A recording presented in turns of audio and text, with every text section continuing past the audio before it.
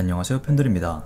뉴욕 증시와 비트코인 가격은 미국의 기준금리 발표 이후 상승세를 이어갔지만 다음날 곧바로 낙폭을 확대하는 모습을 보여주었습니다. 시장이 이렇게 하락세로 전환된 이유는 파월 연준 의장에 대한 신뢰가 무너졌기 때문이라고 볼 수 있겠는데요. 그래서 오늘 영상을 통해 파월을 믿지 않는 시장, 앞으로의 전망은 어떠한지 알아보는 시간 가져보도록 하겠습니다.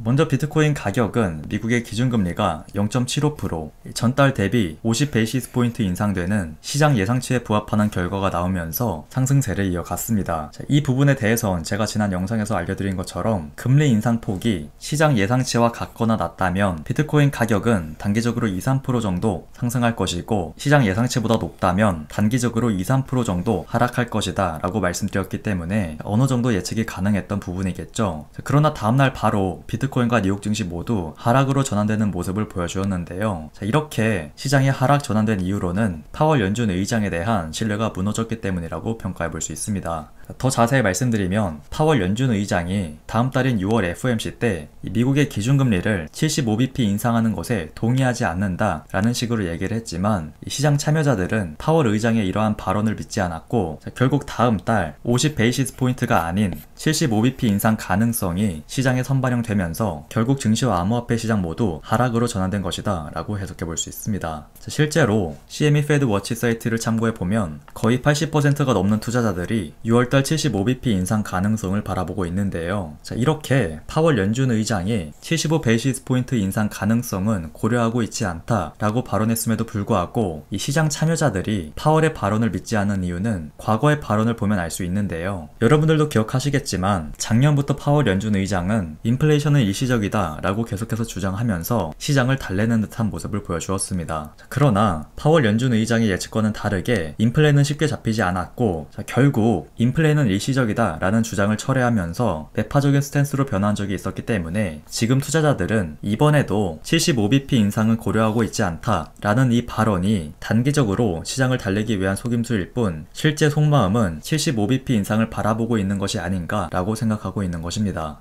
그러나 어디까지나 투자자들의 추측일 뿐 정해진 것은 없기 때문에 정확한 건 6월 FOMC 결과를 봐야 된다 라고 말씀드릴 수 있고, 실제로 파월 연준 의장의 발언대로 75bp 인상이 아닌 50bp 인상을 결정한다면 시장은 큰 폭으로 상승을 이어갈 수 있기 때문에 시장을 너무 부정적으로 바라보면 안 된다 라고 말씀드릴 수 있습니다. 그리고 무엇보다도 앞으로 시장에 대한 상승 여력이 충분하다면 75bp 인상도 감당이 가능하지 않을까 판단해 볼 수 있는데요. 우선 비트코인을 월봉 차트로 봤을 때 그동안 계속해서 장기 상승 추세선에 강력한 지지를 확인할 수 있었고, 기술적으로 6월이나 늦어도 7월부턴 추세가 상승 전환되는 모습을 다시 한번 기대해 볼 수 있다는 점에서 여전히 연말 상승 가능성, 투자 매력도는 높다고 말씀드릴 수 있습니다. 그리고 단순히 비트코인의 기술적인 부분뿐만 아니라 미국 증시의 전망도 긍정적으로 평가해 볼 수 있다는 점에서 연말 상승 가능성이 높다고 말씀드릴 수 있는 것인데요. 올해 하반기 미국 증시의 상승 마감을 기대해 볼 수 있는 이유는 앞으로 S&P 500에 편입되어 있는 많은 기업들이 자사주 매입 규모를 늘리거나 배당 수익률을 높이면서 주가 상승을 이끌 확률이 높고, 이러한 기업들의 주가가 상승한다면 당연히 S&P 500 지수도 상승하는 모습을 보여줄 것이기 때문에 연말 뉴욕 증시의 상승을 기대해 볼 수 있다라고 말씀드릴 수 있는 것입니다.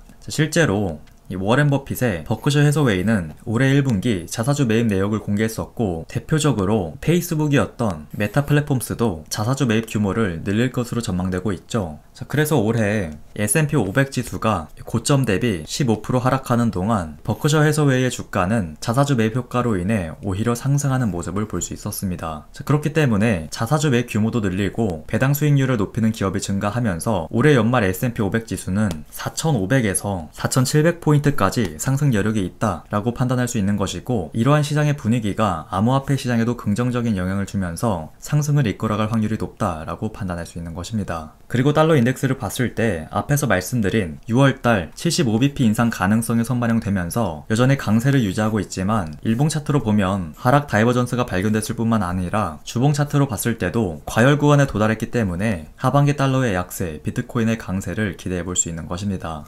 물론 단기적 관점으로 본다면 이 비트코인의 지지라인을 이탈했기 때문에 단기 추세는 좋다고 말씀드릴 수는 없겠지만, 여기서 중요한 점은 제가 지난 영상에서도 강조해 드렸듯이 지지라인을 이탈했다고 해서 여러분들이 보유하고 있는 코인을 모두 다 손절하고 매도하는 것이 아닌, 비중을 축소한다면 30%에서 최대 50% 정도만 비중을 축소하는 것이 좋고, 비중 축소 이후 다시 지지라인 위로 회복해 주는지 아니면 추가 하락으로 이어지는지 확인한 뒤에 본인이 손절한 자리보다 가격이 더 떨어졌다면 그때 추가 매수해서 평단가도 낮추고 코인 개수도 늘리는 것이 중요 포인트다 라고 말씀드렸습니다. 한마디로 리스크 관리라는 것이 무조건 손절만 하는 것이 아니라, 손절한 이후 다시 매수 타이밍을 기다리고 추가 매수까지 완료해야 리스크 관리했다 라고 볼 수 있는 것이죠. 물론 올해 하반기 상승 가능성이 높은 상황이기 때문에 굳이 손절하지 않고 소액이라도 조금씩 추가 매수하는 전략도 괜찮다 라고 말씀드릴 수 있지만, 이 저가 매수하고 싶은데 여유 자금이 없으신 분들은 최근 알려드렸던 리스크 관리 전략 참고하실 것을 추천드리고요. 리스크 관리를 진행하는데 추가 하락이 아닌 지지라인 위로 회복해주는 모습이 나올 경우엔 그때부턴 가격 하락을 기다리지 말고 회복 이후 분할로 재매수해야 된다는 점도 꼭 기억하시길 바랍니다.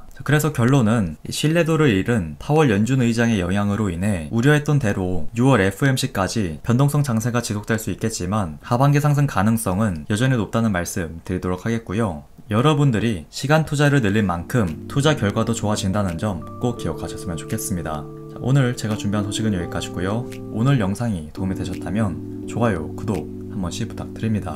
지금까지 팬들이었습니다. 감사합니다.